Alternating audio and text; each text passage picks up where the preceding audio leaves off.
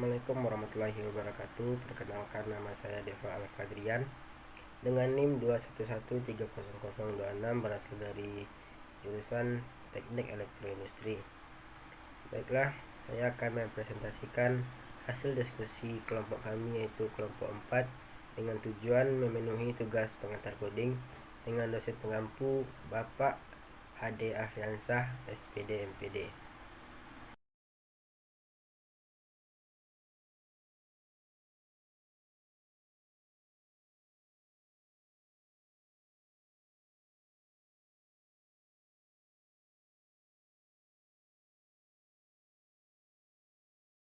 Pengertian struktur dan alur kontrol program. Struktur kontrol di dalam bahasa pemrograman adalah perintah dengan bentuk tertentu yang digunakan untuk mengatur jalannya program. Struktur kontrol keputusan digunakan untuk memutuskan kode program mana yang akan dikerjakan berdasarkan suatu kondisi. Struktur dan alur kontrol sekuensial. Sekuensial merupakan struktur penulisan program yang terurut dan sistematis, di mana semua proses yang dijalankan saling berkaitan antar baris demi baris. Demi ingin menghitung luas sebuah persegi, maka dibuat sebuah kode sebagai berikut. Dari source kode sebelumnya dapat dilihat bahwa baris pertama melakukan import library Studio.h untuk input dan output.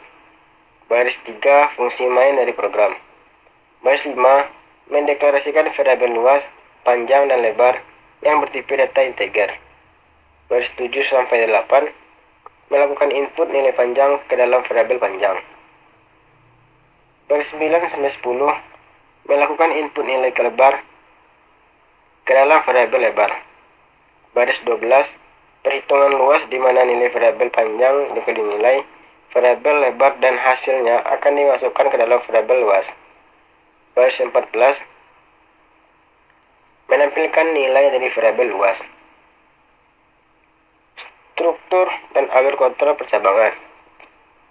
Struktur kontrol percabangan adalah kondisi di mana programmer memilih beberapa kemungkinan solusi yang harus dilakukan. Pemilihan kondisi harus dilakukan jika kondisi yang dihadapi menghasilkan nilai benar. Dengan menggunakan struktur kontrol percabangan, maka program dapat bertingkah laku secara lebih fleksibel. Struktur kontrol percabangan sederhana merupakan sebuah perintah yang memungkinkan pemilihan atas perintah yang akan dilakukan sesuai dengan kondisi tertentu. Contoh, 5 besar dari 3 bernilai benar. 6 kecil dari 2 bernilai salah. 5 ditambah 4 kecil sama dengan 3 dikali 3 bernilai benar. 6/7 besar sama dengan 12/7 bernilai benar.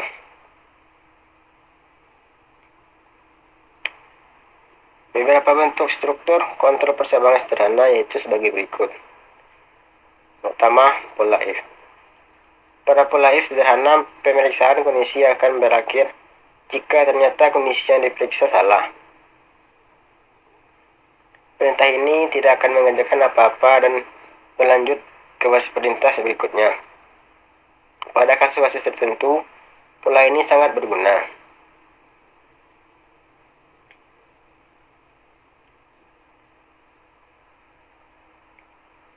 Berikutnya bentuk if else.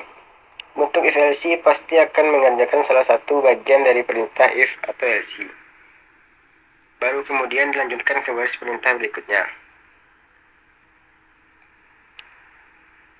Sintak if di dalam kurung kondisi, statement jika benar, else statement jika salah. Bentuk if else juga bisa dibuat menggunakan ternary operator, yaitu operator yang menggunakan 3 operan. Perintah ternary operator harus ditulis dalam satu baris. Sintak umumnya adalah kondisi, statement jika benar, statement jika salah. Berikutnya bentuk if else dengan blok. Cara mengelompokkan perintah yang akan dijalankan jika suatu kondisi tertentu dipenuhi adalah dengan menggunakan tanda kurung kurawal buka dan diakhiri dengan tanda kurung kurawal tutup.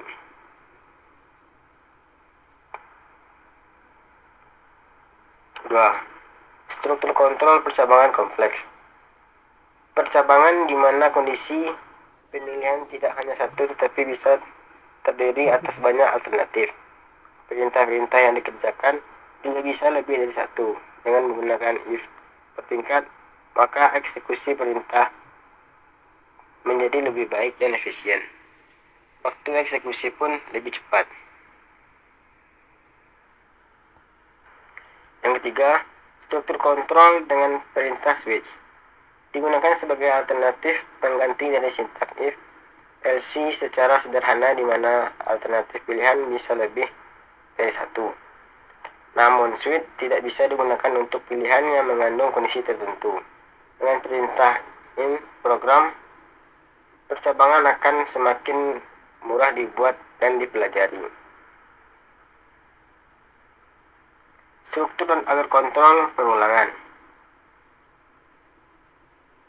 Struktur kontrol perulangan digunakan untuk mengulangi satu atau lebih algoritma tertentu yang dikehendaki programmer guna menyelesaikan masalah tertentu. Hal ini mengakibatkan suatu program akan lebih singkat karena perintah yang sama tidak perlu diulang-ulang. Yang pertama, karakteristik struktur kontrol perulangan, yaitu mengerjakan hal yang sama berulang-ulang. Jumlah perulangan dapat ditetapkan atau dapat juga sesuai kondisi. Ada kondisi awal dan kondisi akhir. Dimulai dari kondisi awal, naik secara bertahap dan berhenti saat kondisi mencapai kondisi akhir. Yang kedua, jenis-jenis struktur kontrol perulangan pada bahasa C.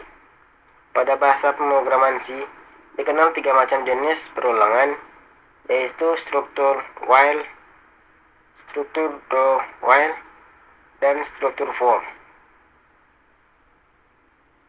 Perintah break dan continuous. Pada saat program melakukan perulangan, kadang-kadang diperlukan kondisi tertentu untuk menghentikan perulangan atau bahkan melewati suatu perulangan tertentu dan kemudian melanjutkan ke perulangan berikutnya.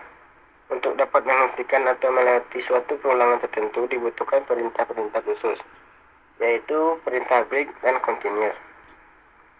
Perintah break. Perintah ini digunakan untuk menghentikan proses perulangan yang sedang terjadi, biasanya disebabkan oleh suatu kondisi tertentu yang diimplementasikan menggunakan perintah if. Yang keempat, struktur kontrol perulangan kompleks. Struktur perulangan kompleks adalah bentuk perulangan di mana di dalam suatu perulangan terdapat perulangan lain, sehingga terjadi perulangan bertingkat yang mengakibatkan waktu proses semakin lama.